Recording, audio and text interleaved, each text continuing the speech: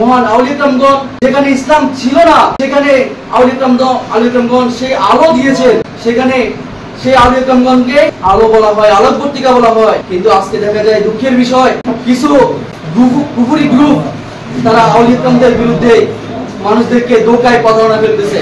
প্রিয় ভাই বোনেরা, কিছু গ্রুপ আজকে আউলিয়াগণদের বিরুদ্ধে বিদ্বেষী আচরণ করতেছে, কিছু গ্রুপ আউলিয়াগণদের মাজার শরীফ ভাঙার হুমকি দিচ্ছে।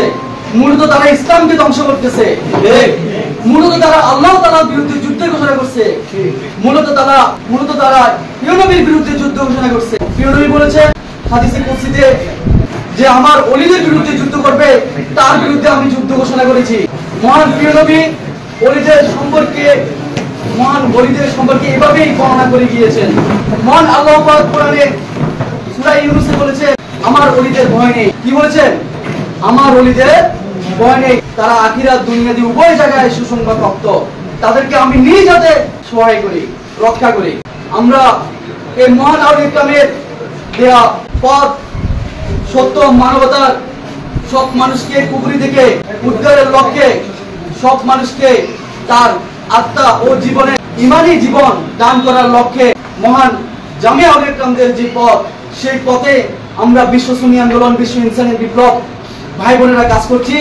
অশেষ সালাম মহান মকবুল সবাই কাম, অশেষ সালাম যুগের সকল ইমাম বিন্দুগণ, সহস্র সালাম মহান জামিয়া আউলিয়াগণ। প্রিয় উপস্থিতি, হযরত গাউস পাক আব্দুল কাদের জিলানী রহমাতুল্লাহি আলাইহি ও জামিয়া আউলিয়াগণের পুনরুদ্ধার সম্মেলন ও সালাম মাহফিলে সকল ইমানি ভাই বোনদেরকে জানাই সালাম, আসসালামু আলাইকুম ওয়া রাহমাতুল্লাহি ওয়া বারাকাতুহু। আজকের এই প্রোগ্রাম নিছক কোনো প্রোগ্রাম নয়, আজকের এই প্রোগ্রাম ইমানি হৃদয়ের অস্তিত্বের প্রোগ্রাম, আজকের এই প্রোগ্রাম মুমিন জীবনের অস্তিত্বের প্রোগ্রাম। আজকের এই প্রোগ্রাম ইসলামকে পুনর্জীবনকারী সকল আউলিয়াগণদেরকে স্মরণ করার প্রোগ্রাম। প্রিয় ভাই বোনেরা, সকল নবী রাসূলগণ দুনিয়াতে আসছেন যে মিশন নিয়ে, সকল সাহাবায়ে কেরামগণ, মকবুল সাহাবায়ে কেরামগণ দুনিয়াতে আসছেন যে মিশন নিয়ে, সকল ইমাম বিন্দুগণ দুনিয়াতে যে মিশন নিয়ে দুনিয়াতে আসছেন, যত সকল জামিয়া আউলিয়াগণ সেই মিশন একই মিশন। প্রিয় নবীর দেয়া যে বদর, উহুদ, সিফিন, কারবালা, খন্দকের যে মিশন, সেই মিশন আউলিয়াগণদের মিশনই একই মিশন। এই মিশনে ইসলামের সঠিক রিয়েল ধারাকেই এগিয়ে নিয়ে যাওয়ার মিশন। প্রিয় ভাই বোনেরা, অনেক কষ্টের ভাবে, অনেক ত্যাগ তিতিক্ষার মাধ্যমে মহান জামিয়া আউলিয়াগণ আজকে আমাদের মাঝে ইসলাম দিয়েছেন। আজকে আমরা সত্য পেয়েছি, আজকে আমরা কুফরি থেকে মুক্তি পেয়েছি, আজকে আমরা আমাদের আত্মা জীবনকে সঠিক পথে নিয়ে চলার যে প্রেরণা সেটা পেয়েছি, যে আলোকবর্তিকা সেটা মহান আউলিয়াগণ। প্রিয় ভাই বোনেরা, আমরা যখন সাগরের মাঝে গভীরে যখন আমরা দিশেহারা হয়ে যাই, তখন আমরা আলো খুঁজতে থাকি কিনারায় কুলে আসার জন্য। মহান আউলিয়াগণ যেখানে ইসলাম ছিল না সেখানে আউলিয়াগণ সেই আলো দিয়েছেন, সেখানে সেই আউলিয়াগণকে আলো বলা হয়, আলোকবর্তিকা বলা হয়। কিন্তু আজকে দেখা যায় দুঃখের বিষয়, কিছু কুফরি গ্রুপ তারা আউলিয়াগণদের বিরুদ্ধে মানুষদেরকে ধোঁকায় প্রতারণা ফেলতেছে। প্রিয় ভাই বোনেরা, কিছু গ্রুপ আজকে আউলিয়াগণদের বিরুদ্ধে বিদ্বেষী আচরণ করতেছে, কিছু গ্রুপ আউলিয়াগণদের মাজার শরীফ ভাঙার হুমকি দিচ্ছে। মূলত তারা ইসলামকে ধ্বংস করতেছে, মূলত তারা আল্লাহ তাআলার বিরুদ্ধে যুদ্ধ ঘোষণা করছে, মূলত তারা প্রিয় নবীর বিরুদ্ধে যুদ্ধ ঘোষণা করছে। প্রিয় ভাই বোনেরা, প্রিয় নবী বলেছেন হাদিসে কুদসিতে যে আমার ওলিদের বিরুদ্ধে যুদ্ধ করবে তার বিরুদ্ধে আমি যুদ্ধ ঘোষণা করেছি। মহান প্রিয় নবী ওলিদের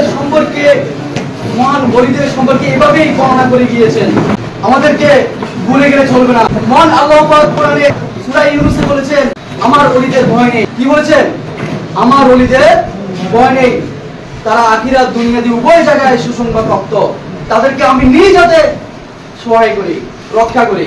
আমরা এই মহান আউলিয়াগণের দেয়া পথ, সত্য, মানবতার, সব মানুষকে কুফরি থেকে উদ্ধারের লক্ষ্যে, সব মানুষকে তার আত্মা ও জীবনে ঈমানী জীবন দান করার লক্ষ্যে মহান জামিয়া আউলিয়াগণদের যে পথ, সেই পথে আমরা বিশ্ব সুন্নি আন্দোলন, বিশ্ব ইনসানি বিপ্লব ভাই বোনেরা কাজ করছি। মহান আউলিয়াগণরা যদি এই উপমহাদেশে না আসতো আমরা ইসলাম পেতাম না। ভারত উপমহাদেশে খাজা বাবা রহমতুল্লাহি আলাইহি এসে পিতৃরাজকে ধ্বংস করে মানবতার অখণ্ড ইন্ডিয়া দান করেছেন। মানবতার অখণ্ড ইন্ডিয়া দান করে মানুষকে মানব সত্তা দিয়েছেন।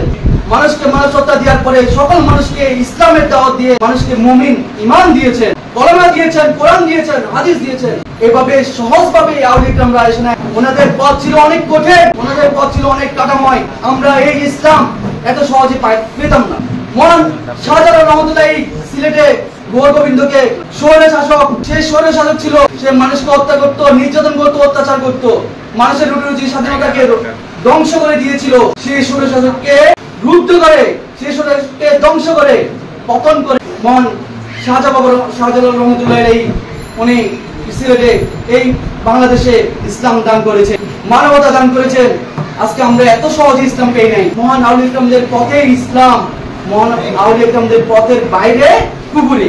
যারা আউলিয়া ইকরামদের থেকে বিচ্ছিন্ন থাকার চেষ্টা করেন তারা মূলত আল্লাহ তাআলা থেকে বিচ্ছিন্ন, প্রাণিক নবী থেকে বিচ্ছিন্ন, তারা ইসলাম থেকে বিচ্ছিন্ন, তারা কুফরিতে নিমজ্জিত। তাই সকল ভাই বোনদেরকে আকুল আহ্বান, এই প্রাণী যে জামিয়া আউলিয়া ইকরামদের যে শিক্ষা, যে চেতনা, যে ইসলাম, সঠিক দ্বারা ইসলাম, আজকে আমরা সঠিক দ্বারা ইসলামকে ভুলে গিয়ে নকল প্রতারণার ইসলামে নিমজ্জিত হচ্ছি। কিছু গ্রুপ আছে যেখানে আউলিয়া ইকরামের নামে ওরস করে, মাহফিল করে, কিন্তু সেখানে আউলিয়া ইকরামের শিক্ষা চেতনার কোনো চিহ্নপতা থাকে না। তারা আউলিয়া ইকরামকে অরাজনৈতিক করে, তারা আউলিয়া ইকরামের জীবন ব্যবস্থা, রাষ্ট্র ব্যবস্থাকে অস্বীকার করে। কিন্তু না, এভাবে আর চলবে না। সকল মানুষকে মানবতার রাজনীতি, মানবতার বিশ্ব করার লক্ষ্যে আউলিয়া ইকরামের পথে পুনরুদ্ধার করে, যেটা মহান পীর নবী দিয়েছেন, মহান সাহাবায়ে ইকরাম, মহান ইমামবৃন্দগণ দিয়েছেন, আমরা সেই মানবতার রাষ্ট্র, মানবতার বিশ্ব কায়েমের লক্ষ্যে আমরা কাজ করব।